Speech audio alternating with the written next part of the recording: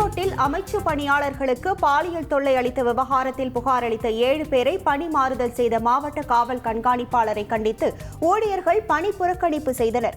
அமைச்சு பணியாளர்களின் நிர்வாக அதிகாரி ரகு என்பவர் பாலியல் தொல்லை அளிப்பதாக காவல் கண்காணிப்பாளரிடம் ஊழியர்கள் புகார் அளித்தனர். எஸ்பி பரிந்துரையின் பேரில் நிர்வாக அதிகாரி ரகு புகார் அளித்த 7 பேர் உட்பட 8 பேர் பணிமாறுதல் செய்யப்பட்டனர். இந்த நிலையில் புகார் அளித்தவர்களை சென்னைக்கு பணிமாறுதல் செய்ததை கண்டித்தும் அந்த உத்தரவை ரத்து செய்ய கோரியும் அமைச்சு பணியாளர்கள் பணி புறக்கணிப்பு போராட்டத்தில் ஈடுபட்டனர். அட்மினிஸ்ட்ரேட்டிவ் கிரவுண்ட்ஸில் நிர்வாக இதுக்காக மாறுதல் வந்திருக்கு.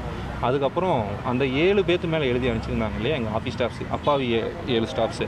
நேற்று நைட்டு ஆஃபீஸ் ஹவர்ஸ் எல்லாம் தாண்டி இது வரைக்கும் இல்லாத நிகழ்வாக நேற்று நைட்டு 8 மணிக்கு மேலே வாட்ஸ்அப் குரூப்பில் எங்களுக்கு எல்லாத்துக்கும் அட்மினிஸ்ட்ரேட்டிவ் கிரவுண்ட்ஸில் தனித்தனியாக சென்னைக்கு பணிமாறுதல் எங்கள் 7 ஸ்டாஃப்ஸுக்கு வந்திருக்கு. இது வன்மையாக இரண்டு அம்ச கோரிக்கைகளை வலியுறுத்தி தமிழ்நாடு வருவாய்த்துறை கிராம உதவியாளர் சங்கத்தினர் 72 மணி நேர உண்ணாவிரத போராட்டத்தில் ஈடுபட்டுள்ளனர்.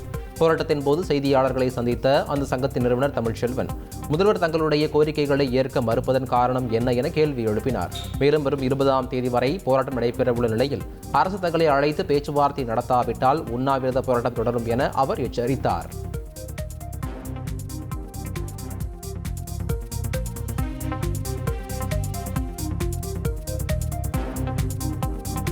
ஒன்றுபட்ட எங்கள் முன்னே அதிகாரங்கள் தோல் தோல் ஆனவங்கள் தோல் தோல் தமிழக அரசு மாண்புமிகு முதல்வரே இறந்து போன கிராமங்களுக்கு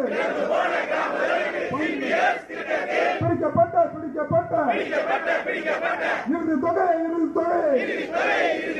வளர்த்து நிற்கிறோம்.